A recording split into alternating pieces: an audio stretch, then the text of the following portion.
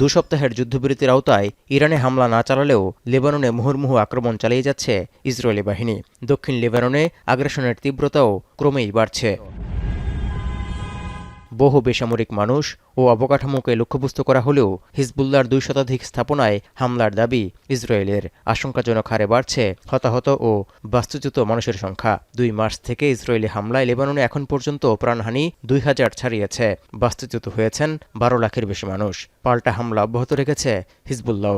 শেষ নিঃশ্বাস পর্যন্ত না থামার হুঁশিয়ারি ইরান সমর্থিত লেবাননের সশস্ত্র গোষ্ঠীর।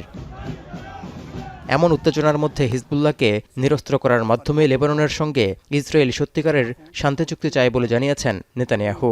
এ বিষয়ে মঙ্গলবার ওয়াশিংটনে বৈরুতের সঙ্গে বৈঠকেরও কথা রয়েছে তেল আবিবের। לבנון פנתה אלינו בחודש האחרון, פנתה כמה פעמים, להתחיל בשיחות שלום ישירות. זה עוד לא קרה לנו בהיסטוריה.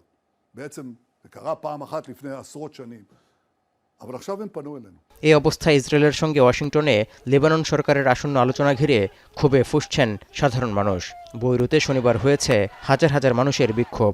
এ সময় নিজেদের ভূখণ্ড দখলকারী তেল আবিবের সঙ্গে আলোচনায় বসতে রাজি হওয়ায় সরকারের তীব্র সমালোচনা করেছেন বিক্ষুব্ধ জনতা। তাদের দাবি, নাগরিকদের প্রতিনিধি হয়ে কাজ করছে না লেবানন সরকার। এ সময় পতাকা হাতে হিজবুল্লাহর প্রতি সমর্থনও জানিয়েছেন আন্দোলনকারীরা। লেবাননে ইসরায়েলি হামলা অব্যাহত থাকার প্রতিবাদে বিক্ষোভ হয়েছে যুক্তরাষ্ট্রের মিশিগানেও। এ সময় ইসরায়েলি হামলায় নিহতদের স্মরণে হয় শোক সমাবেশও।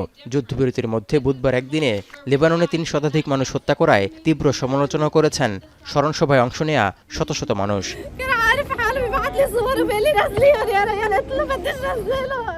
এদিকে শুক্রবার ইসরায়েলি হামলায় নিহত ১৩ নিরাপত্তা কর্মীকে শেষ বিদায় জানিয়েছেন লেবাননের হাজার হাজার মানুষ। তৌহিদুর রহমান, এখন বিশ্ব।